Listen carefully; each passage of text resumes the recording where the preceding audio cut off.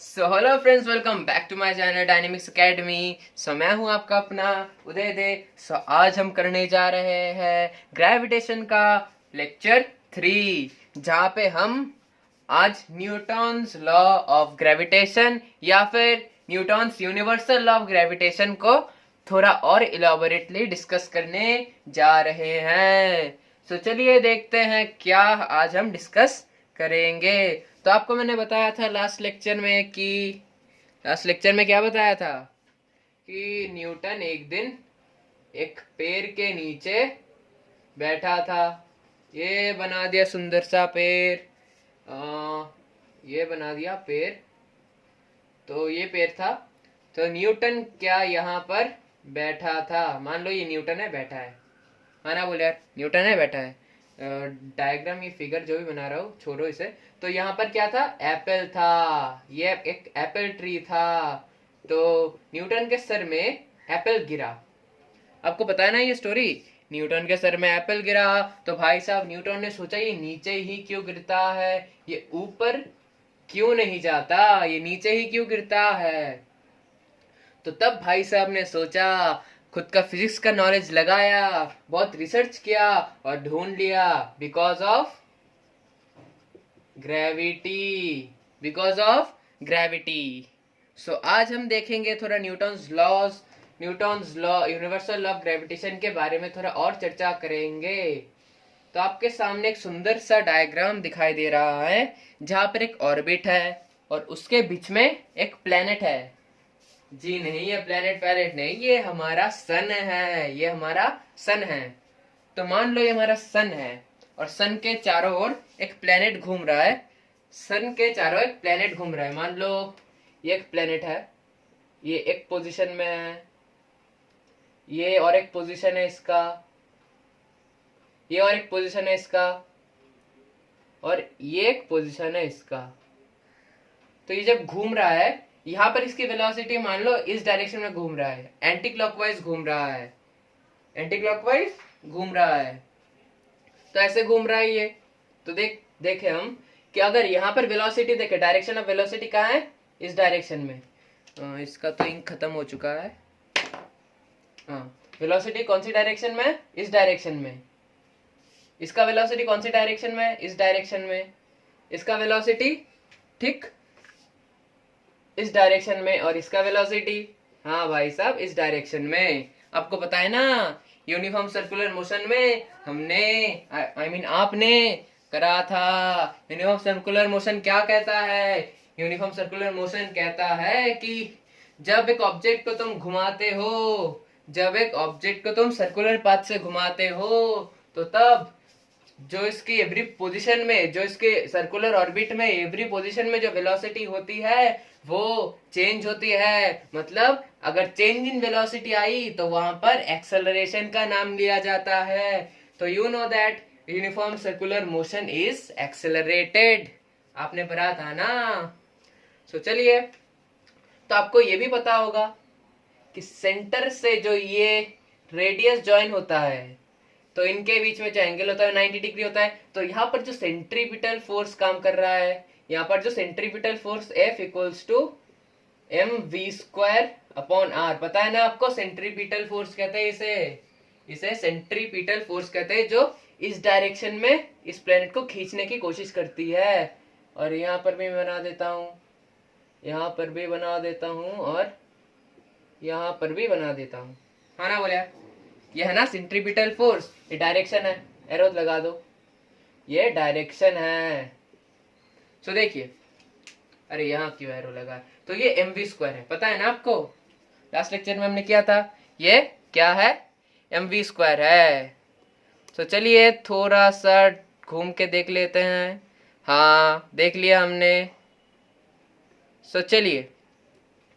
चलिए नेक्स्ट क्या, मैंने आपको ये क्यों दिखाया भाई साहब? ये r है, आपको पता है ये r है रेडियस।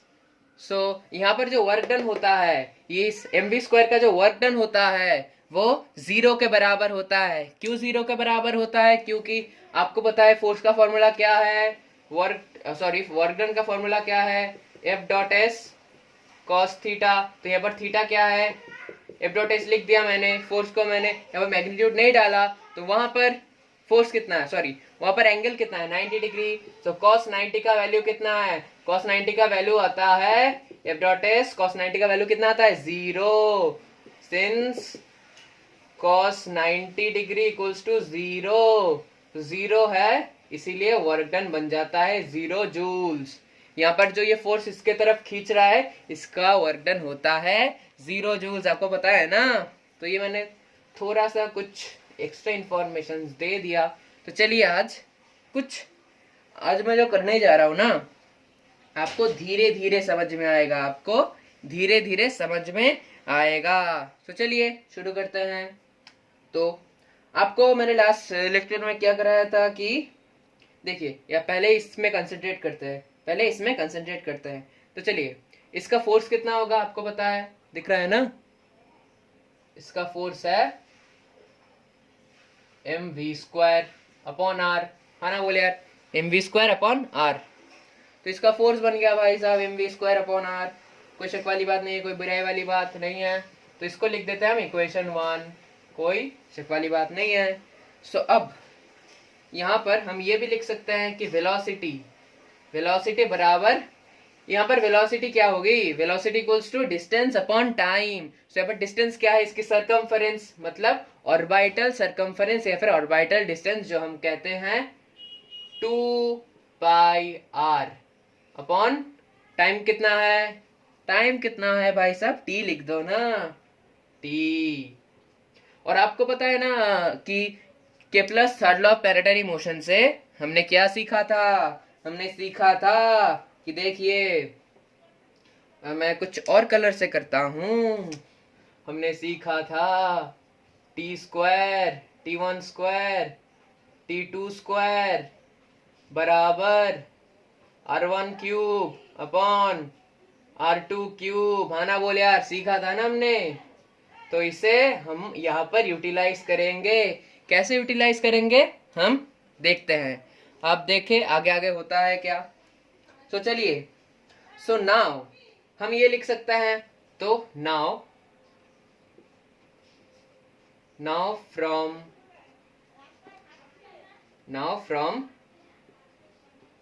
इक्वेशन 1 से हम ये लिख सकते हैं कि फोर्स बराबर मास mv², तो इसका स्क्वायर कर दे हम, इसका स्क्वायर कर दे, तो चलिए इसका स्क्वायर कर देते हैं, 2πr/t का होल स्क्वायर अपॉन क्या, r, mv² अपॉन r। तो कर दिया भाई साहब, कर दिया हमने कर दिया। तो ये सेम ही है, देखिए ये और ये सेम ही है, इसमें कोई अलग नहीं है, इसमें कोई अलग वाली बात नहीं है। तो देखिए ये F बराबर m v², v इसके इक्वल होता है, v इसके इक्वल है, तो इसका मैग्नीट्यूड मैंने यहाँ पर डाल दिया, तो इसका स्क्वायर कर दिया, v² अपॉन r लिख दिया। तो इसमें कोई शक वाली बात नहीं है, कोई बुराई वाली बात नहीं है। तो चलिए इसको स्क्वायर करके लिखते हैं, क्या आता है देखते हैं। इसको स्क्वायर करके लिखते हैं, हमें मिलेगा कि ये बराबर होता है m4π² r² upon t² r, है ना, बोले यार t² r आ रहा है ना, ये देखिए कैलकुलेट करके आ रहा है ना ये, हाँ भाई साहब जरूर आ रहा है। तो देखिए हमने आराम से लिख दिया, तो इसमें कोई शक वाली बात नहीं है, कोई बुराई वाली बात नहीं है। तो इसको मैं अगर रीअरेंज करके लिख दूं, फोर्स बराबर 4π² r² m/t² r, हाँ ना, बोले यार, क्या लिख सकते हैं हम ये, हाँ आराम से लिख सकते हैं। तो बना लिया हमने इसको इक्वेशन 2। क्या ये और ये इक्वल है, हाँ भाई साहब इक्वल ही है। सो चलिए इसको हम हटा देते हैं। मैंने तो ये डायग्राम बनाया था क्योंकि आपको ये सब समझाने के लिए, सेंट्रीपिटल फोर्स, ये वेलोसिटी समझाने के लिए मैंने ये ड्रॉ किया था। तो अब हम, तो मैंने आप सोच रहे हो कि मैंने Newton's law of gravitation topic क्यों लगाया। न्यूटन्स लॉ ऑफ ग्रेविटेशन मैंने टॉपिक क्यों लगाया, अभी आपको पता चलेगा। तो चलिए इसको मिटा देते हैं, चलिए इसको मिटा देते हैं। तो मिटा दिया हमने। तो चलिए नेक्स्ट जो हम करेंगे, यहां से आप देखिए कि यहां से क्या मैं ये लिख सकता हूं, क्या मैं ये लिख सकता हूं। मान लो कि ये एक बॉडी है ए, दिख रहा है ना, थोड़ा ऊपर ड्रॉ कर देता हूं। ये एक बॉडी है ए और ये दूसरा बॉडी है बी। बॉडी मत समझो, मान लो कि ये प्लेनेट है और ये प्लेनेट बी है। तो अब यहाँ पे इसका मास होगा m1 और उसका मास क्या होगा, इसका मास होगा m2। इसमें सेंट्रीपिटल फोर्स लगेगा F2, इसमें टाइम पीरियड लगेगा T2 और वहां पर एट द सेम टाइम वहां पर क्या लगेगा भाई साहब, सेम इसमें भी सेंट्रीपिटल फोर्स लगेगा F। नहीं, ये तो बॉडी 1 है, तो F1, इसमें टाइम लगेगा T1, है ना, बोले यार, समझ में आ रही है ना बात। तो अब हम क्या करेंगे, अब हम क्या करेंगे, तो चलिए देख लेते हैं हम क्या करेंगे। और एक कमी है इसमें, तो चलिए देख लेते हैं वो कमी क्या है। इसका रेडियस R2 लिख देते हैं और उसका रेडियस R1 लिख देते हैं। तो ये था इनकी पैरामीटर्स, ये पैरामीटर्स और ये इनकी पैरामीटर्स। तो चलिए हम इससे क्या समझना चाहते हैं हम समझ लेते हैं। तो चलिए यहाँ से हम कहना चाहते हैं कि मैं ब्लैक से कर रहा हूँ, तो यहाँ से हम क्या ये लिख सकते हैं कि इसमें जो फोर्स लग रहा है वो बराबर होगा F बराबर, यही लिख दो इसके टर्म्स में, मास को m1 लिखना और जब यहाँ पर लिखोगे तो मास को m2 लिखना। एज सेम एज हियर कि यहाँ पर r² है तो यहाँ पर r1² लिखना, यहाँ पर r2² लिखना। तो इसका फोर्स मैं यहाँ लिख रहा हूँ, देखिए ध्यान से देखिए, 4 pi square r² 1 metre, sorry metre नहीं, मास, क्या लिख रहा हूँ, मीटर, अपॉन क्या T² मतलब T1² R1, हाँ ना बोले यार, समझ में आई बात। सो ये यहाँ लिखना है, और एंड में लिख दो यहाँ पर, एंड यहाँ पे F बराबर 4 पाई स्क्वायर R² 2 M2, दिख रहा है ना, हाँ दिख रहा है। तो यहाँ पर लिखो T2² R2, हाँ ना बोले यार, समझ में आ रही है ना बात। तो आप सोच रहे हो कि मैं ये सब क्या कर रहा हूँ, क्या लिंक कर रहा हूँ ये, भाई साहब हमें तो कुछ भी समझ नहीं आ रहा। अभी जब तक ये लेक्चर आगे बढ़ेगा आपको सब समझ में आ जाएगा कि मैंने ये सब क्यों करा, ये एक प्लेनेट है, ये एक प्लेनेट भी क्यों लिया। तो चलिए देखते हैं हमने ये क्यों लिया। अगर हम इन दोनों को डिवाइड करते हैं, तो रिजल्टेंट क्या निकलता है। If we divide them, F1 upon F2 क्या निकलता है, F1 अपॉन F2 क्या निकलता है, चलिए देखते हैं क्या निकलेगा। यहाँ निकल रहा है M1 R1 T2T divided by T है ना, इसलिए T2T बाई, यहाँ पर लिख दो M2 R2 T1², हाँ ना बोले यार, T1²। मैंने यहाँ पर ये क्यों लिखा आपको धीरे धीरे पता लग जाएगा। तो ये क्या मैं इसके इक्वल लिख सकता हूँ, क्या मैं इसे ऐसे लिख सकता हूँ, सॉरी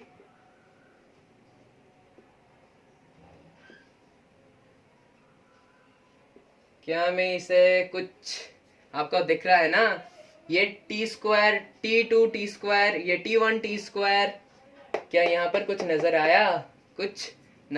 आया, हाँ भाई साहब हमें तो बहुत कुछ नजर आया। तो लिख दो ना ये। इसीलिए हम यहाँ पर इस फॉर्मूला को लिख दिया। तो वहां से हम इसको हटा के इसको लिख दे, इसको हटा के इसको लिखते, यहाँ पर ये इनवर्स में है तो आप इसे ऊपर ऊपर ले जाए, रेसिप्रोकल में है आप इसे ऊपर ले जाए, तो हम यहाँ पर इजीली लिख सकते हैं कि यहाँ पर R1 जो है, यहाँ पर क्या है, R2 square, R2 T square जो है उसे हम लिख सकते हैं R क्यूब 2 के बराबर अपॉन R1 क्यूब। हाँ ना बोले यार, R1 क्यूब के बराबर लिख सकता है कि नहीं, R1 क्यूब के बराबर लिख सकता है कि नहीं? हाँ भाई साहब जरूर लिख सकते हैं। यहाँ से हमने यहाँ लिख दिया, मैं यहाँ पर सिंस लिखकर ये लिख नहीं रहा हूँ क्योंकि मैंने यहाँ पर लिख दिया है। आप एग्जाम में या फिर जब कॉन्सेप्ट समझ रहे हो तो ये लिखकर प्रैक्टिस करना, ये लिखकर प्रैक्टिस करना। तो भाई साहब ये तो हो गया। अब नेक्स्ट स्टेप में क्या लिखे, तो चलिए देखते हैं नेक्स्ट स्टेप में क्या होगा। तो यहाँ पर तो फिलहाल ये कैंसिल हो जाएगा, ये कैंसिल हो जाएगा, होगा कि नहीं? ये R2 वहां पर R2 कैंसिल, यहाँ पर R1 यहाँ पर R1 कैंसिल, तो कैंसिल होकर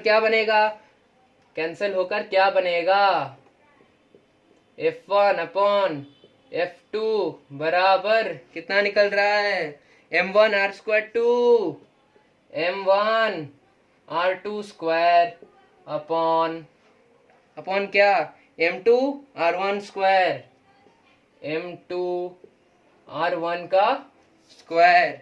हाँ ना बोले यार, समझ में आ रही है ना बात? ये हमने लिख दिया। ये बराबर हो सकता है ये, अब इसको थोड़ा और सिंप्लीफाई करें तो M1 by R1 square upon M2 by R square 2। क्या ये सही है? हाँ जी ये सही है। तो भाई साहब कुछ जादू दिखा यहाँ में, थोड़ा वेट करो, वेट करके कैलकुलेट करके बताओ क्या यहाँ पर कुछ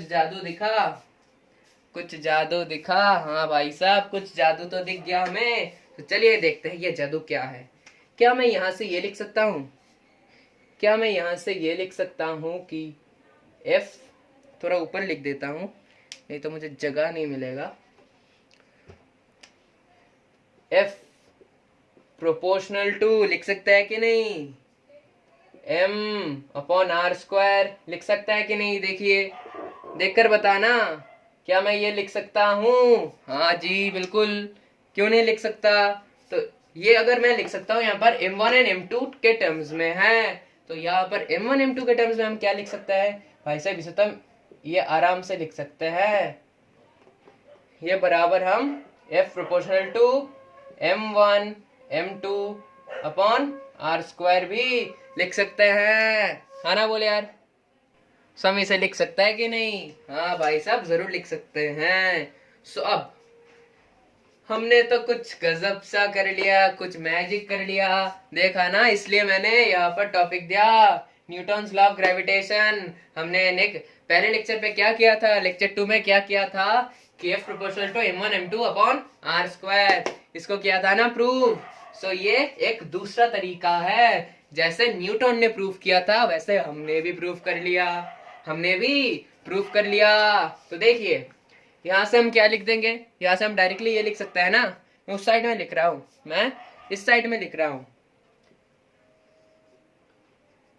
हम इसे डायरेक्टली लिख सकते हैं कि F बराबर, यहाँ पर एक कांस्टेंट चाहिए हमें जिसे कहते हैं बिग जी या फिर universal gravitational constant, Gm1 M2 upon R square.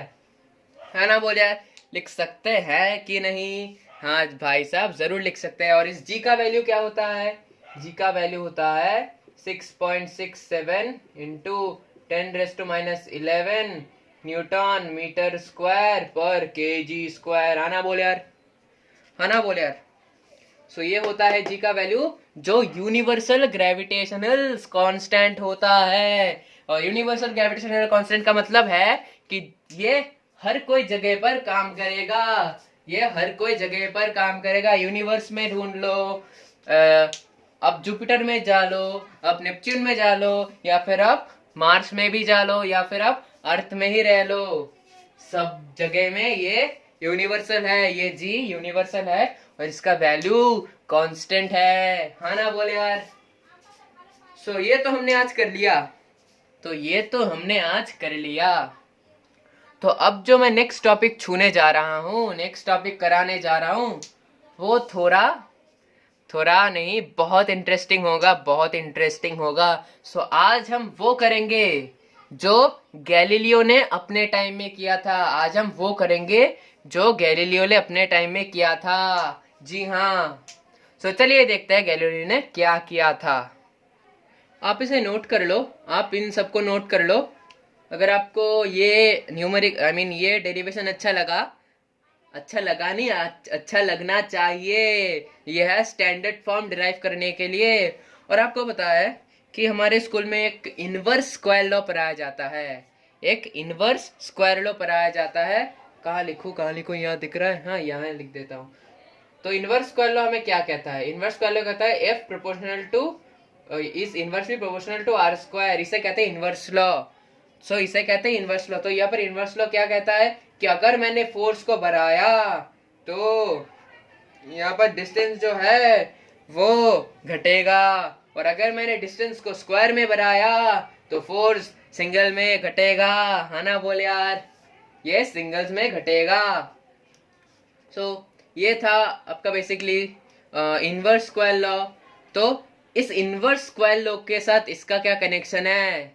हाँ भाई साहब, इस इनवर्स स्क्वायर लॉ का ही एक महत्वपूर्ण कनेक्शन है, जिसे हम कहते हैं इनवर्स स्क्वायर लॉज डिडक्शन, या फिर Newton's inverse square law of deduction of inverse square law किया हमने। इसको हम deduction of inverse square law भी कहते हैं। तो चलिए इन सब को मिटा देते हैं। मैं इसको डब्बे में डाल दूं। तो चलिए इसको मिटा देते हैं। तो 1 2 3। सो देखिए इस ग्रेविटेशन टॉपिक को हम थोड़ा बदल देते हैं। सो चलिए इसको बदल दे 1 2 and 3। सो ये हमारा टॉपिक स्टोरी ऑफ गैलीलियो। तो चलिए देखते हैं, एक डायग्राम ड्रॉ कर लेते हैं। अरे भाई साहब, यहाँ पर तो एक ट्रायंगल आ गया। ये ट्रायंगल नहीं है, स्लोप है। तो सिर्फ स्लोप से तो काम नहीं चलेगा। गैलीलियो ने तो एक बॉल लिया था, तो चलिए बॉल लेते हैं एक। बॉल कहाँ मिलेगा? चलिए देखते हैं कहाँ मिलता। अरे भाई साहब, एक बॉल तो मिल गया हमें यहाँ। तो चलिए इस बॉल को थोड़ा इस प्लेन से गिराते हैं। अगर यहाँ पर मैंने एक बॉल रख दिया तो ये थोड़ी देर में गिरने लगेगा। तो चलिए, ये तो पॉज हुआ बॉल है, चलिए इसको गिराते हैं। अरे भाई साहब, ये तो यहाँ पर आ गया। अरे भाई साहब, ये तो और आगे आ गया। अरे ये तो गिरते गिरते एकदम एंड तक आ गया। भाई साहब, ये यहाँ से यहाँ आया, यहाँ से यहाँ आया और यहाँ से यहाँ आया। पर ऐसा क्यों हुआ? जब गैलीलियो ने एक प्लेन उठाया, एक इंक्लाइन प्लेन उठाया, यहाँ पर रखा, और वहां पर एक बॉल यहाँ पर रखा। तो देखिए गैलीलियो एट फर्स्ट ऐसा एक्सपेरिमेंट नहीं करना चाहता था। गैलीलियो ने डायरेक्टली एक्सपेरिमेंट किया था कि यहाँ पर उसने एक बिल्डिंग नहीं, क्या मैं कह रहा हूँ बिल्डिंग, अरे इसका तो इंक ही खत्म हो चुका है। क्या बात है यार, लेक्चर कराते कराते तो सारे इंक ही खत्म हो रहे हैं। सो उसने एक हाइट से एक बॉल को गिराया था। तो यहाँ पर वो एक्चुअली कैलकुलेट नहीं कर पा रहा था कि किस रेशियो में ये बॉल डाउनवर्ड गिर रहा है। उसके लिए ये बहुत डिफिकल्ट था। तो इसलिए उसने इस इंक्लाइन प्लेन को लिया और तब उसने कैलकुलेट करने की कोशिश की। तो चलिए देखते हैं हम उसने कैसे कैलकुलेट करने की कोशिश की। एक टी टाइम में यहाँ से यहाँ पर आता है, और दूसरे टी टाइम में यहाँ से यहाँ आता है, और तीसरे टी टाइम में यहाँ से आता है। फर्स्ट टी टाइम में यहाँ से यहाँ आया, सेकेंड टी टाइम में इसका वेलोसिटी और बढ़ गया, थर्ड टी टाइम में इसका वेलोसिटी और बढ़ गया, है ना बोले यार। तो अब इसने कितना डिस्टेंस कवर किया, मतलब ये इसका वेलोसिटी, डिस्टेंस छोड़ो, इसका वेलोसिटी किस रेशियो में बढ़ रहा था। तो तब उसने फाइंड किया कि ये जो रेशियो था ना, ये पहले में x गिर रहा था, x स्पीड में गिर रहा था, उसके बाद उसने नोटिस किया ये तो 3x स्पीड में गिर रहा था, और थर्ड टाइम में उसने नोटिस किया ये तो 5x में गिर रहा था। तो ये उसने रेशियो निकाला कि हर बार ये x 3x 5x 7x ऐसे ही गिर रहा है। तो भाई साहब उसने नोटिस किया कि ऐसे ही क्यों गिर रहा है, तो उसने क्या किया, इस इंक्लाइन प्लेन को थोड़ा और बढ़ा दिया, और बढ़ा के देखा कि भाई साहब अभी तो ऐसे ही गिर रहा है। अभी तो ये इसने क्या किया, इसने प्लेन को थोड़ा और बढ़ा दिया, बढ़ाकर फिर से बॉल गिराया। इसने फिर से बॉल गिराया तो बॉल का फर्स्ट पोजीशन यहाँ था और सेकंड पोजीशन भी यहाँ था, और उसके बाद पोजीशन यहाँ था, उसके बाद एकदम मान लो क्या, इस प्लेन को थोड़ा और बढ़ा दे, इस प्लेन को थोड़ा और बढ़ा देते हैं।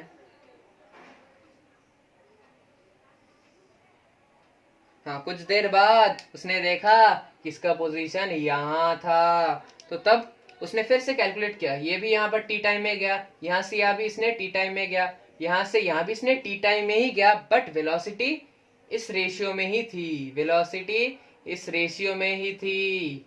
तो उसने ऐसे करते करते इस स्लोप को उसने यहाँ तक बढ़ा दिया, यहाँ तक भी बढ़ा दिया, और वहां भी ये उसको यही रेशियो मिल रहा था कि पहले टाइम में x गिर रहा है x वेलोसिटी के साथ, उसके बाद 3x गिर रहा है, उसके बाद 5x गिर रहा है। तो उसने सोचा तो अगर इतने में ये रेशियो सेम है, इतने हाइट में भी ये रेशियो सेम है, मान लीजिए कि इसने ये 30 डिग्रीज में किया, यहाँ पर 15 डिग्रीज में किया, तो उसने धीरे धीरे एंगल इंक्रीज करते करते 80 तक ले आया। तो वहां पर भी देखा कि भाई साहब जो रेशियो है वो सेम ही है। तो उसने एज्यूम कर लिया कि जब ये परपेंडिकुलर में गिरेगा, ऐसे गिरेगा, तो उसका रेशियो भी ऐसे ही होगा, x 3x और 5x ही होगा। तो उसने उस बॉल को गिराया और सोचा कि उसका रेशियो भी सेम होगा। तो उसके बाद उसने क्या किया, सो उसने देखा कि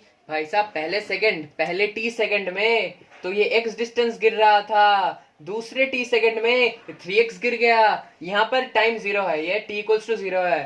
सो जब यहाँ पर आया तो टाइम t हुआ तो उसने x गिरा। सो यहाँ पर जब टाइम t हुआ, t इक्वल्स टू t हुआ, t का वैल्यू कोई भी हो सकता है, तो जब ये t हुआ तो इसने देखा कि 3x गिर रहा है। जब और टी टाइम पास किया तो उसने देखा कि 5x डिस्टेंस क्रॉस कर लिया, इसने 5x डिस्टेंस क्रॉस कर लिया।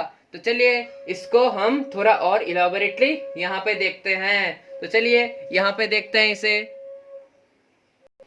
तो उसने जब यहाँ में देखा कि ये रेस्ट पे है, तो दूसरा पोजीशन मैंने ये बॉल जब रेस्ट से यहाँ पर गिराया तो मैंने इसे गिरा दिया। गिराने के बाद ये कहाँ आकर रुकता है। सो नेक्स्ट पोजीशन इसका देखते हैं। सो पहले में इतना डिस्टेंस कवर किया, क्या डिस्टेंस कवर किया, टी टाइम में x डिस्टेंस कवर किया। यहाँ पर देखिए टाइम इक्वल्स टू 0 होता है क्योंकि यहाँ पर रेस्ट में था। तो नेक्स्ट क्या होगा, सो नेक्स्ट होगा कि ये जब यहाँ से यहाँ गिरता है, कहाँ गिरता है, यहाँ। सो ये यहाँ गिरा तो यहाँ पर भी टाइम t था, यहाँ पर भी टाइम t था, सेम ही टाइम ड्यूरेशन में इसने भाई साहब उसने कैलकुलेट किया था 3x गिर रहा है। कितना गिर रहा है, 3x गिर रहा है। अरे यार 3x गिर रहा है। तो उसने देखा t टाइम में x गिरा और नेक्स्ट t टाइम में मतलब 2t में, ये 2t है ना, तो 2t में गिर गया कितना, 3x प्लस x, क्या 4x गिर गया। तो नेक्स्ट t टाइम में यहाँ आ गया, नेक्स्ट t टाइम में यहाँ आ गया। सो नेक्स्ट t टाइम में यहाँ आकर सो वो भी t टाइम ही था और गिरा कितना, 5x गिरा, 5x डिस्टेंस हो गिरा। तो उसने सोचा, उसने इक्वेशन सोचा कि देखिए यहाँ तो दिख रहा है हमें कि डिस्टेंस जो है वो प्रोपोर्शनल होता है टी स्क्वायर के। तो टी स्क्वायर्स में बढ़ रहा है, अगर डिस्टेंस बढ़ रहा है तो टी स्क्वायर्स में बढ़ रहा है। तो उसने यहाँ से एक फॉर्मूला निकाल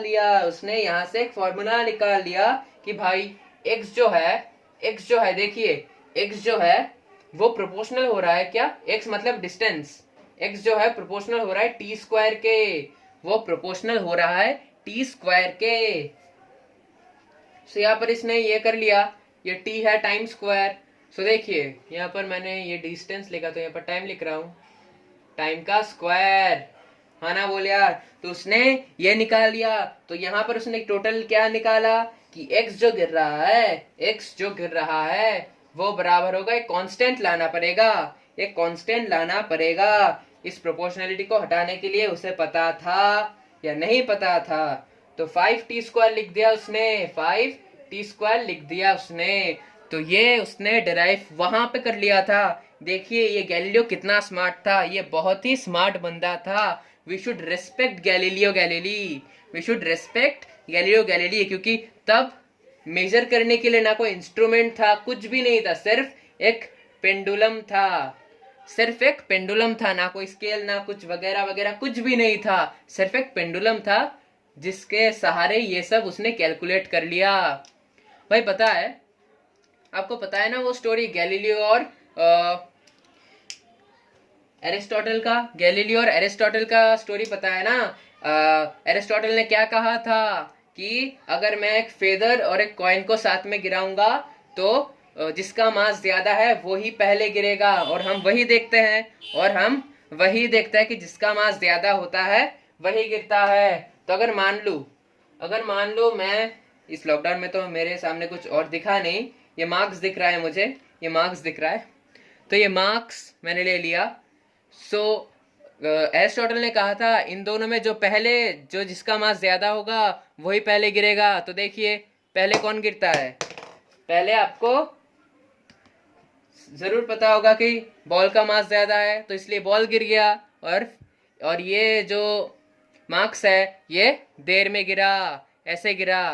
तो तब जो एरिस्टोटल ने जो कहा था कि एरिस्टोटल ने कोई मैथमेटिक्स का यूज नहीं किया था, तब एरिस्टोटल ने कोई मैथमेटिक्स का यूज नहीं किया था, जो उसके सामने दिखा वही उसको उसने सबको कह दिया कि भाई साहब ये जिसका मास ज्यादा होगा वही पहले गिरेगा। बट नहीं, गैलीलियो जब बाद में आया उसने स्मार्ट बंदे ने मैथमेटिक्स का यूज किया, स्मार्ट बंदे ने मैथमेटिक्स का यूज करके कहा नहीं, आपको बताया ना वो वैक्यूम एक्सपेरिमेंट, वो एक वैक्यूम में एक फेदर और कॉइन को रखता है, फेदर और एक बॉल को लिया वैक्यूम में। तो जब उसने दोनों को ड्रॉप किया, मान लो ये मार्क्स है और बॉल है, दोनों को जब वैक्यूम में ड्रॉप किया, कोई फोर्स नहीं है एक्सटर्नल, तो वो एक साथ ग्राउंड में टच हुए। तो वहां से गैलीलियो ने प्रूफ कर दिया कि जो बॉल था उसका सिर्फ मोमेंटम ज्यादा था, नहीं तो एक्सेलरेशन ड्यू टू ग्रेविटी दोनों में ही सेम काम कर रही थी, और दोनों सेम वेलोसिटी के साथ मूव कर रहे थे, सिर्फ मास का डिफरेंस था जिसके वजह से मोमेंटम का डिफरेंस आ गया था। वहां पर जो बॉल का मोमेंटम था वो ज्यादा होगा, और जो फेदर का मोमेंटम था वो कम जरूर होगा क्योंकि मास कम है। सो अब हम और एक डायग्राम देख लेते हैं, इसको ही देख लेते हैं थोड़ा और तरीके से, थोड़ा कुछ मैथमेटिकल तरीके से इस डायग्राम को देख लेते हैं। सो चलिए इसको मिटा दूं मैं, मिटा देते हैं, सो देखिए ये है डायग्राम। सो गैलीलियो ने तो ये तो निकाल लिया था कि देखिए x होता है, x किसके बराबर होता है, x बराबर होता है 5t², ये निकाल लिया उसने उस वक्त में जहां पर कोई मैथमेटिक्स नहीं था, किसी ने मैथमेटिक्स का यूज नहीं किया था, उसने यूज करके मैथमेटिक्स का ये निकाल लिया। अगर आप होते वहां पर, अगर आप यहाँ पर होते तो आज हम इजीली न्यूटन के फॉर्मूला से निकाल सकते हैं, s बराबर ut प्लस हाफ at² से हम इजीली निकाल सकते हैं। यहाँ पर gt² होगा, ग्रेविटेशन का काम है, यहाँ पर gt² होगा। तो बाय न्यूटन उसने क्या किया था, न्यूटन ने तो फॉर्मूला दिया था, उसने फॉर्मूला के बिना ही निकाल लिया। देखा कितना स्मार्ट बंदा था। अगर आप होते तो आप डायरेक्टली फॉर्मूला लगा देते और कहते कि अरे ये तो बहुत इजी था, तो तब उसके टाइम में ये इजी नहीं था। हाफ gt² लगा दिया उसने, gt², तो वो बराबर आया ut, u तो यहाँ पर इनिशियल इनिशियल वेलोसिटी 0 है, यहाँ पर रेस्ट में है ये, तो रेस्ट से जब स्टार्ट होता है तो यहाँ पर इनिशियल वेलोसिटी भी 0 और टाइम भी 0 यार, टाइम भी 0 ना, तो ये 0 होगा, इसको हम नहीं लिखते। तो हाफ जी को मैं 10 के बराबर लेता हूँ, जी को 10 के बराबर लेता हूँ, तो यहाँ पर हाफ जी टी स्क्वायर, तो ये कट के कितना आएगा 5t²। तो आपने लिख दिया कि ये होता है 5t²। ये आपने फॉर्मूला देकर लिखा है, ये आपने फॉर्मूला यूज कर लिखा है, बट गैलीलियो के टाइम में कोई फॉर्मूला नहीं था। उसने x 3x 5x वो कॉन्सेप्ट लगाकर उसने ये निकाला, x इक्वल्स टू 5t², कोई फॉर्मूला यूज नहीं किया उसने। तो देखा ना वो कितना स्मार्ट बंदा था। सो बाद में न्यूटन आया, उसने ये फॉर्मूला लगा दिया और उसने निकाल लिया, बट गैलीलियो ने फॉर्मूला के बिना निकाला था। तो चलिए ये तो आपने समझ लिया, तो अब गैलीलियो नहीं रुका, उसने इतनी बड़ी तो डिस्कवरी कर ही ली थी, फिर भी गैलीलियो नहीं रुका। उसने क्या कहा कि मैं अगर यहाँ से यहाँ जो रेशियो है वो निकाल सकता हूँ, तो मैं ये भी निकाल सकता हूँ कि यहाँ से मैं ब्लू के साथ कर रहा हूँ, जो यहाँ से यहाँ गिर रहा है मैंने रेशियो निकाल लिया, तो यहाँ से यहाँ जब गिर रहा है ये बहुत छोटे डिस्टेंस है, यहाँ से यहाँ जब गिर रहा है ये बॉल जिस वेलोसिटी के साथ, तो यहाँ पर वेलोसिटी कितना होगा। उसने कोशिश की यहाँ पर वेलोसिटी ढूंढने की कि यहाँ पर वेलोसिटी कितना होगा।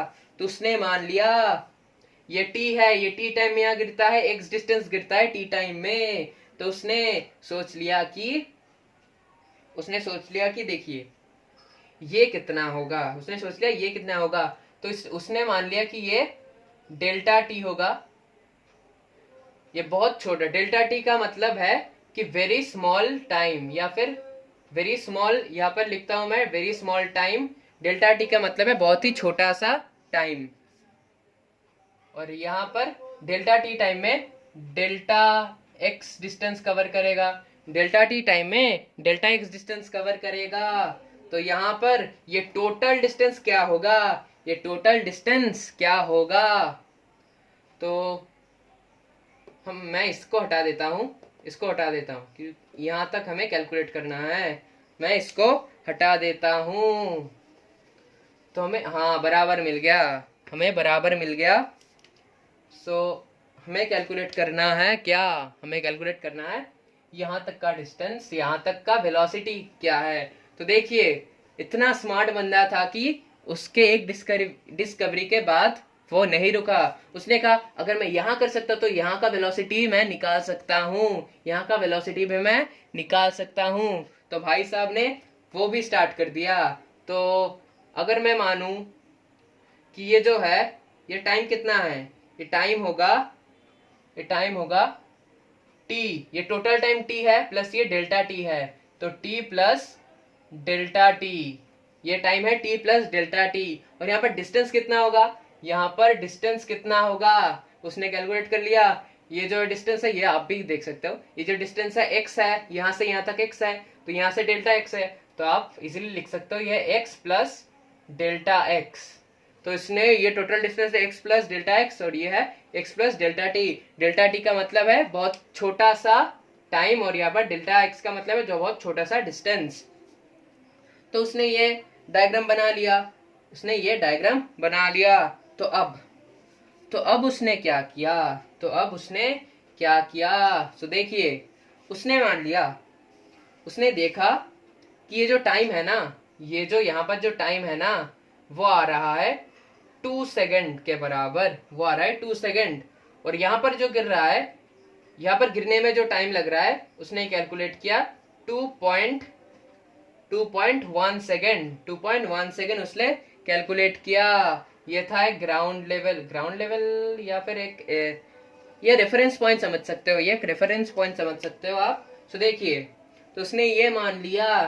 तो अब उसने उसका फर्स्ट डिस्कवर्ड फॉर्मूला, मतलब फर्स्ट जो फॉर्मूला उसने फाइंड किया था, दैट इज x बराबर 5t², उसने इस खुद के फॉर्मूला को यूज किया इसका वेलोसिटी निकालने के लिए। तो उसने क्या किया, यहाँ पर ये डाल दिया, x क्या है, यहाँ पर x है x plus delta x which is equals to 5t² ना, 5t², तो यहाँ पर t क्या है,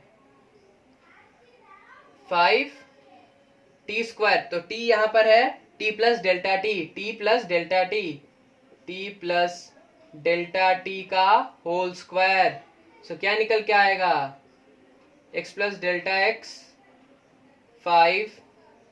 सो निकल कर क्या आएगा, देखते हैं हम क्या निकल कर आता है।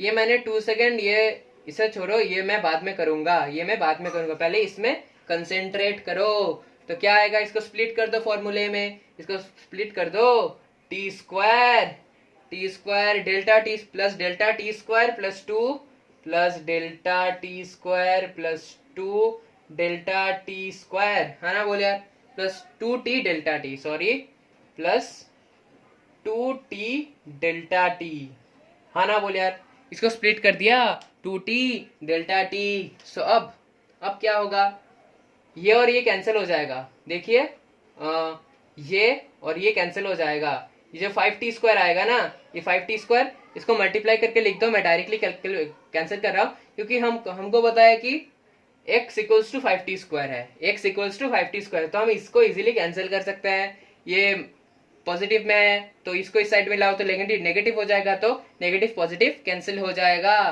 क्योंकि ये इसके इक्वल है। तो देखिए, इसको डब्बे में डाल देते हैं, डाल दिया डब्बे में। ये गोल्ड है, ये गोल्ड है, आपको याद रखना है, ये गोल्ड है। सो देखिए उसने इसके बाद क्या किया, देखिए यहाँ तो आ गया डेल्टा टी, यहाँ आ गया डेल्टा एक्स। तो यहाँ पर डेल्टा एक्स के बाद उसने क्या किया, डेल्टा एक्स कैलकुलेट किया, तो इधर आता है कितना, इधर आता है कितना, 5 डेल्टा टी स्क्वायर आ रहा है ना, 5 delta t square, 5 delta t square बराबर 5 delta t square plus 10t delta t plus 10t delta T, हाँ ना, बोले यार, प्लस 10t डेल्टा टी। सो ये तो आ गया, इसका ये तो आ गया। सो देखिए मैंने एक स्टेप जंप किया है, इसको कैलकुलेट कर लो। देखिए अगर मैं ये स्टेप लिखता तो जाहिर सी बात है क्या आएगा, मैं आपको पूरा लिख दे रहा हूँ, स्टेप जंप नहीं कर रहा हूँ।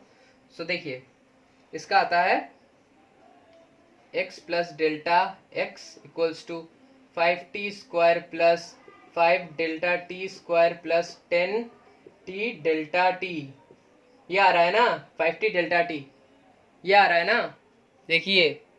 सो अगर ये आ रहा है, ये प्लस होगा 10t डेल्टा टी, सो ये आ रहा है, तो ये और ये कैंसिल हो जाएगा क्योंकि ये दोनों इक्वल है, तो यहां पर मैं कैंसिल नहीं कर रहा,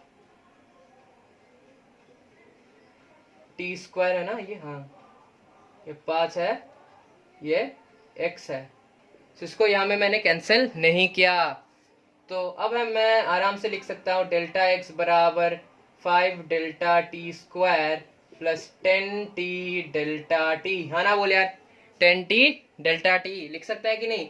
तो अब हम इस साइड में डेल्टा टी से डिवाइड कर दो, इस साइड में आप डेल्टा टी से डिवाइड कर दो, तो इस साइड को डेल्टा टी से अगर मैं डिवाइड करूं तो क्या आएगा, delta x by delta T जो होता है वेलोसिटी के बराबर, जो आता है 5 delta t square plus, sorry T square नहीं आएगा, टी कैंसिल हो गया, तो 5 डेल्टा टी प्लस कितना आ रहा है 10t 5 delta t plus 10t।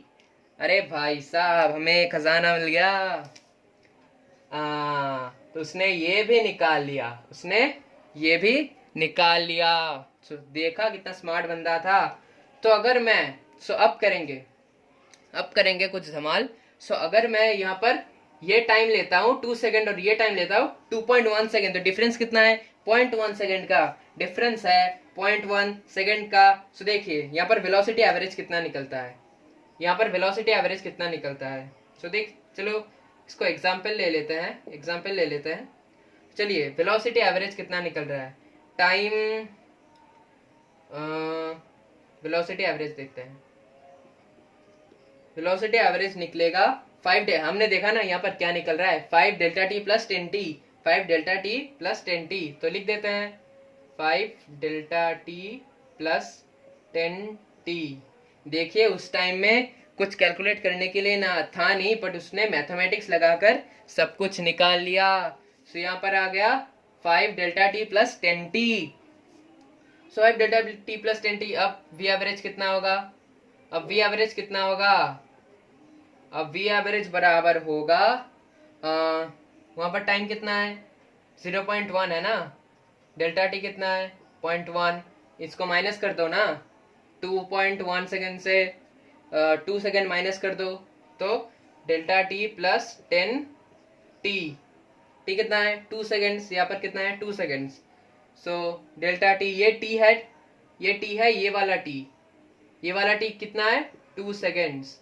ये वाला टी 2 सेकेंड्स है, मतलब यहाँ से यहाँ पे आने के लिए जो टाइम था वो 2 सेकेंड था, और यहाँ से यहाँ पे आने के लिए जो टाइम था वो था 2.1 सेकेंड, वो था 2.1 सेकेंड। सो देखिए वेलोसिटी एवरेज, वेलोसिटी एवरेज कितना निकल रहा है?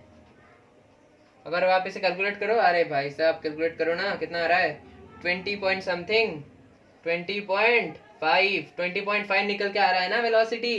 तो वेलोसिटी एवरेज आ गया 20.5। सो अगर मैं इस फॉर्मूला को डाल दूं, इस फॉर्मूला को डाल दूं तो क्या आएगा? तो चलिए देख लेते हैं।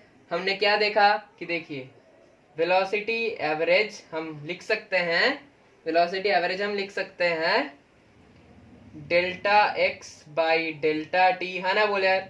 Delta x by delta T जो होता है बराबर, जो होता है बराबर किसके? इसके भाई साहब डेल्टा टी प्लस 10t के बराबर होता है। तो ये भी आपका गोल्ड है, याद रखना। ये भी आपका गोल्ड नहीं, ये तो डायमंड है यार, ये डायमंड है, ये भी आप याद रखना। सो भाई साहब उसने तो कैलकुलेट कर लिया। सो अब फिर भी अच्छा मैं आपको थोड़ा सा डिफ्रेंसिएशन का एक पार्ट बताऊंगा। आज हम थोड़े थोड़े डिफ्रेंसिएशन के पार्ट में घुसेंगे। मुझे पता है कि ये क्लास 9th है, बट आज थोड़ा बेसिक्स करेंगे, आज थोड़ा बेसिक्स करेंगे। आपको मजा आने वाला है, श्योरली आपको मजा आने वाला है।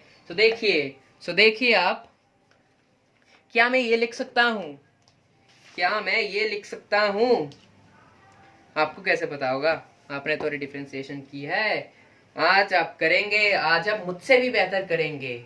तो चलिए, तो जब एक डेल्टा टी है होता है, एक छोटा सा बहुत डेल्टा एक्स होता है, जब वो टेंस टू जीरो करता है, जब वो टेंस टू जीरो करता है मतलब ऑलमोस्ट जीरो के पास है, ऑलमोस्ट जीरो के पास है। मतलब आप समझ सकते हो कि ये एक एक्स डिस्टेंस है, मतलब ये और ये इनके बीच में जो डिस्टेंस है मान लो बहुत माइक्रोस्कोपिक है। सो उसको अगर आप मान लो 0.00000000001, सो ये ऑलमोस्ट 1 है। सो ये ऑलमोस्ट 10 to 0 है, तो इसको हम मान लेते हैं। सो ये ऑलमोस्ट 10 to 0 कर रहा है, मतलब ये बहुत बहुत बहुत छोटा वैल्यू है। सो ये ऑलमोस्ट x जो है वो 10 to 0 कर रहा है, वो x जो है, डेल्टा x जो है वो ऑलमोस्ट 10 to 0 कर रहा है ना बोले यार?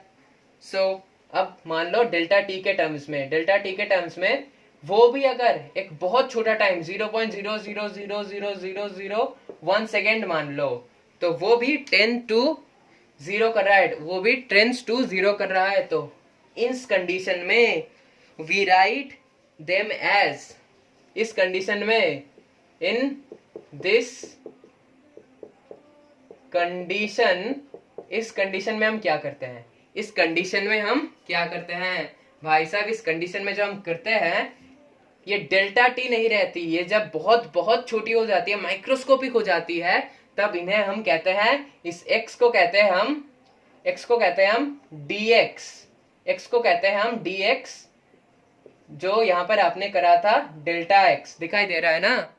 अरे यार चलो मैं नीचे कर देता हूं, मुझे तो कैमरा में नहीं दिख रहा है। हाँ चलिए, जो डेल्टा x है, और यार हाँ, जो डेल्टा x है वो बन जाता है dx, और जो डेल्टा t है वो बन जाता है dt। मतलब बहुत बहुत छोटा सा टाइम और छोटा सा डिस्टेंस। सो यहाँ पर इंस्टेंट क्या होगा?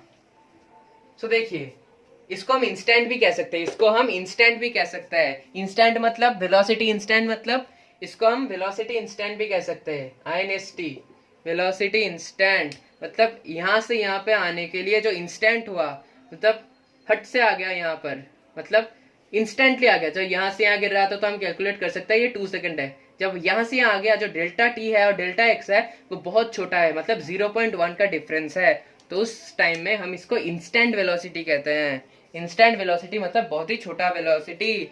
सो इंस्टेंट वेलोसिटी को हम कह सकते हैं, देखिए v इंस्टेंट को हम कह सकते हैं,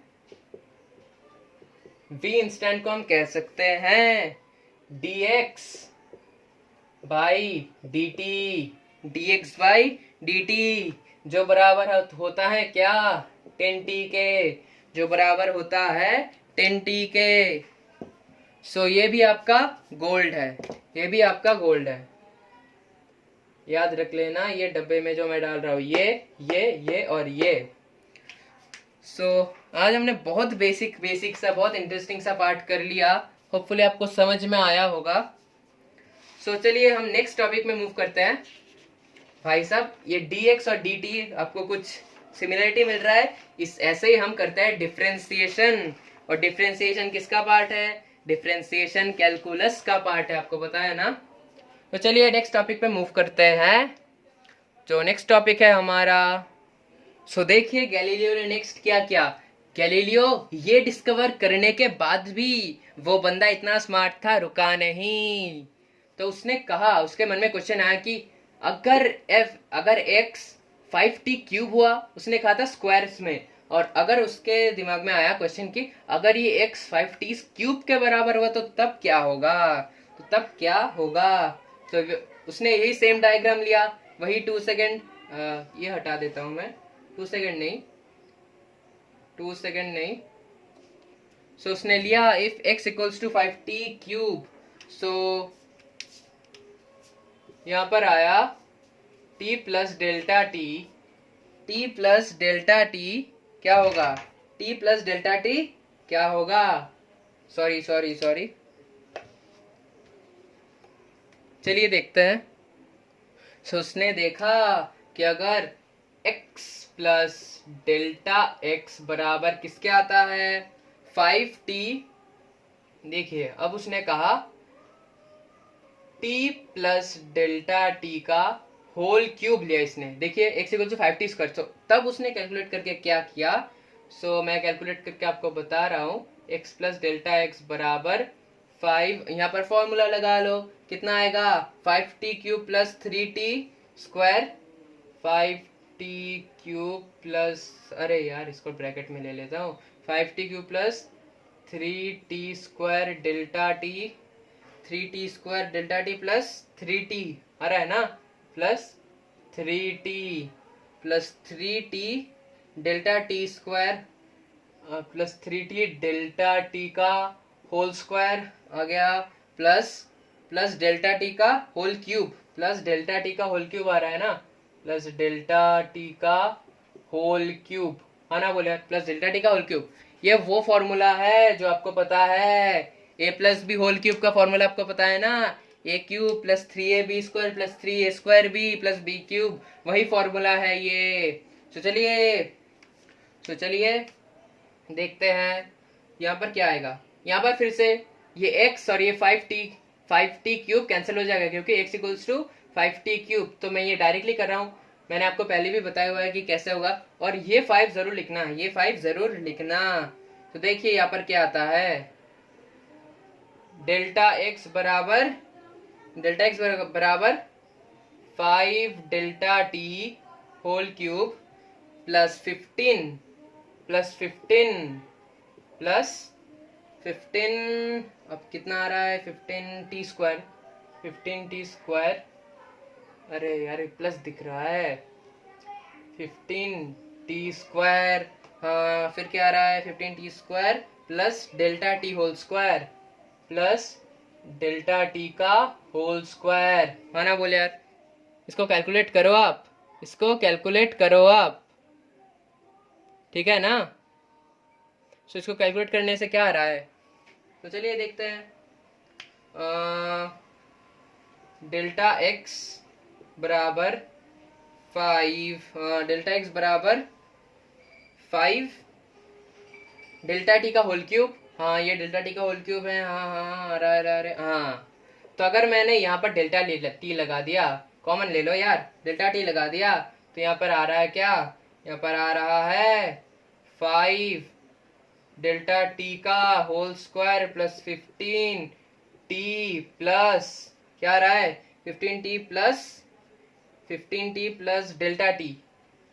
डेल्टा टी कॉमन ले लो, डेल्टा टी मैंने कॉमन ले लिया। तो यहाँ पर अब क्या आएगा, दोनों साइड को डेल्टा टी से डिवाइड कर दो, तो क्या आएगा, डेल्टा टी से डिवाइड करने के बाद उस साइड में डेल्टा टी से डिवाइड कर दो, आएगा 5 into delta T whole square आ रहा है ना, 5 into delta T whole square. हाँ उसके बाद क्या आएगा, प्लस 15 टी, अब क्या आएगा 15 T plus delta T multiplied by T आ रहा है ना ये। सो ये आ गया। सो भाई साहब फिर से आपको गोल्ड मिल गया, इसको तब उसने फाइंड किया कि ये तो ये आ रहा है। तो अगर मैं इसको in terms of dx dy लिखूं, तो भाई साहब जब भी मैंने ये डेल्टा टी जीरो लिया, जब ये डेल्टा टी जीरो लिया, तो यहाँ पर dx अपॉन dt आ रहा है किसके बराबर, 15t स्क्वायर के बराबर by putting the value of t, और t इक्वल्स टू क्या है, सॉरी t नहीं, delta t which is equals to 0 tends to 0। So ये आपका खजाना निकल कर आ गया, that is dx by dt equals to 15t square. और उसने ये भी निकाल लिया, बंदा बहुत स्मार्ट था। तो अब हम क्या लिख सकते हैं, अब हम लिख सकते हैं क्या, चलिए देख लेते हैं। मैं इन सबको मिटा दे रहा हूँ, आप लोगों ने नोट कर लिया होगा, मैंने इसको मिटा दिया। देखिए अगर ये x होता है, x equals to 5t square होता है, तो ये क्या होगा, dx अपॉन dt के टर्म्स में ये dx अपॉन dt में आएगा इक्वल्स टू 10t स्क्वायर। हाँ ना बोले यार, 10t स्क्वायर। अगर इसको फर्दर आप स्प्लिट करो तो क्या आएगा, अरे भाई साहब 5 को बाहर निकाल लो, 2t स्क्वायर, 2t स्क्वायर। हाँ ना बोले यार, अरे यार क्या लिख दिया, ये 2t होगा, ये स्क्वायर नहीं होगा, देखते हैं। अगर ये x equals to 5t cube आ रहा है, तो तब क्या होगा, चलिए तब देखते हैं क्या होगा।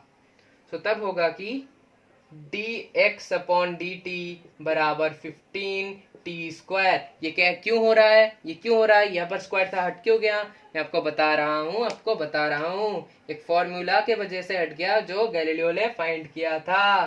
तो ये किसके बराबर निकलेगा, अरे भाई साहब कॉमन निकाल लो, 3t स्क्वायर। हाँ आ गया ना। ये बेसिकली ये आ गया हमारा। चलिए अब देखते हैं कि ये क्यों आया था। तो अगर आप एक बेसिक सा फॉर्मूला याद रखना, अगर यहाँ पर y नहीं, सॉरी, आपको y के टर्म्स में दूंगा तो आप समझेंगे नहीं, t के टर्म्स में देता हूँ। अगर t बराबर आता है dt बाई dx होता है ना, सॉरी, ये t नहीं x होगा, ये x होगा। तो अगर मैंने x का वैल्यू दे दिया मान लो e to the power n, तो तब क्या होगा, अच्छा आप ऐसे समझेंगे नहीं। देखिए अब हम थोड़ा मैथमेटिक्स में घुसते हैं, तो अगर हम फिजिक्स की बात करें, तो अगर dt अपॉन dx का बात करें, तो यहाँ पर ये लाइन होता है dt और ये लाइन होता है dx, ये लाइन होता है dt और ये लाइन होता है dx इन फिजिक्स। तो अगर हम मैथमेटिक्स की बात करें, मैथ्स की बात करें, तो यहाँ पर हम लिखते हैं इसको dy मतलब y एक्सिस और इसको dx मतलब x एक्सिस। तो मैं dy और dx के टर्म्स में बात करता हूँ कि देखिए देखिए सो देखिए क्या आएगा, ये आएगा अगर मैं मान लेता हूँ y बराबर x to the power n, तो यहाँ पर इसका अगर dy बाई dx करे, dy बाई dx, इसको मैथमेटिक्स के टर्म में कहते हैं। अगर मैं इसको कहता फिजिक्स के टर्म में करो तो यहाँ पर आ जाता dx बाई dt। तो यहाँ पर dx बाई dt हम नहीं करें, dy बाई, अरे dy बाई dx होगा यार, dy क्यों लिख दिया, dx। तो यहाँ पर इसको अगर मैं करूँ तो ये आगा xn बाई dx। तो इसको अगर मैं डिफ्रेंशिएट करूँ तो ये फॉर्मूला बनता है, ये फॉर्मूला याद रखना, जीवन भर काम आएगा। दैट इज ये n सामने चला आएगा, ये n x के सामने चला आएगा, x यहाँ पर n x होगा और यहाँ पर n माइनस वन होगा, डिफ्रेंसिएशन में n माइनस वन होगा, तो ये होगा इसका डिफ्रेंसिएशन। सो सिंपली इसका वैल्यू डाल दो। देखिए यहाँ पर क्या हुआ था, इसको अगर मैं जब डिफ्रेंशिएट कर रहा हूँ 5t² को, तो यहाँ 10t आ रहा है, क्यों, यहाँ पर 2 यहाँ पर आ रहा है, मतलब मैंने कहा कि n यहाँ आएगा, n यहाँ आएगा, तो n जो था वो सामने आ गया। तो यहाँ पर भी n जो था, I mean कहा था n, हाँ ये n था, ये n था, ये सामने आ गया, देखिए ये सामने आ गया। तो देखिए यहाँ पर जब सामने आया वहां पर n माइनस वन था, मतलब यहाँ 2 था, तो यहाँ पर 2 माइनस वन हो गया, मतलब क्या 1 हो गया। तो मैं इसको डिफरेंशिएशन के टर्म्स में दिखाता हूँ। अगर मैं इस फॉर्मूला को फॉलो करूँ तो क्या आता है हम देखते हैं, तो क्या आता है हम देखते हैं। इस फॉर्मूला को ही मैं अप्लाई करूंगा। तो यहाँ पर x इक्वल्स टू दिया है, मैं यहाँ पर y इक्वल्स टू 5t² लिख रहा हूँ, y इक्वल्स टू 5t²। तो अगर मैं dy बाई dx करूँ तो यहाँ पर d 5t² उठा लिया मैंने फंक्शन को, तो यहाँ पर dx आ गया। तो यहाँ पर मैं t सामने, यहाँ पर 2 लगा दूंगा, ये t आएगा, और ये क्या है x, तो 5 अंदर रह गया, और t आएगा यहाँ पर t, क्योंकि यहाँ पर क्या हो रहा है 2 माइनस वन, जो 2 माइनस वन क्या होता है, 2 माइनस वन होता है 1 के बराबर। So 2 into 5t to the power 1 जो आता है, दिख रहा है ना, और मैं यहाँ लिखता हूँ साइड में, जो आता है 10 के बराबर, I mean 10t के बराबर, तो इसलिए यहाँ पर 10t था और यहाँ पर 10t आ रहा है। आपको पता चला ना। तो ये था बहुत सिंपल मैथमेटिक्स। सो ऐसे ही हम इसको निकाल सकते हैं। तो यहाँ पर हम क्या करेंगे, n माइनस वन कर देते हैं, तो इसलिए यहाँ पर 2 आ जाता है, n माइनस टू, और यहाँ पर इसको स्प्लिट करते हैं तो 3, यहाँ पर 3 जो आता है यहाँ पर आ जाता है, तो 3 into 5 15t to the power 2, तो यहाँ पर 15t टू द पावर 2 ही है। सो होपफुली आज आपको ये लेक्चर समझ में आया होगा। आज मैं बहुत थक चुका हूँ, आज का लेक्चर भी बहुत लंबा था। सो चलिए आज का वीडियो यही एंड करते हैं। Okay bye bye, see you again next lecture पे, जहाँ पे हम असली सिलेबस में जाएंगे। ये तो सिर्फ बेसिक सा है। सो चलिए आज का वीडियो यही एंड करते हैं। तो होपफुली आपको वीडियो समझ में आया होगा, पसंद आया होगा। अगर पसंद आया है तो लाइक करना, कमेंट करना, शेयर करना, सब्सक्राइब करना। लाइक करे ना करे, कमेंट करे ना करे, पर शेयर ज़रूर करना, क्योंकि आपको शेयर करना चाहिए और फिजिक्स से आपको प्यार करना भी चाहिए। So okay bye bye, see you guys again. और लॉकडाउन में घर से मत निकलना। Okay bye bye.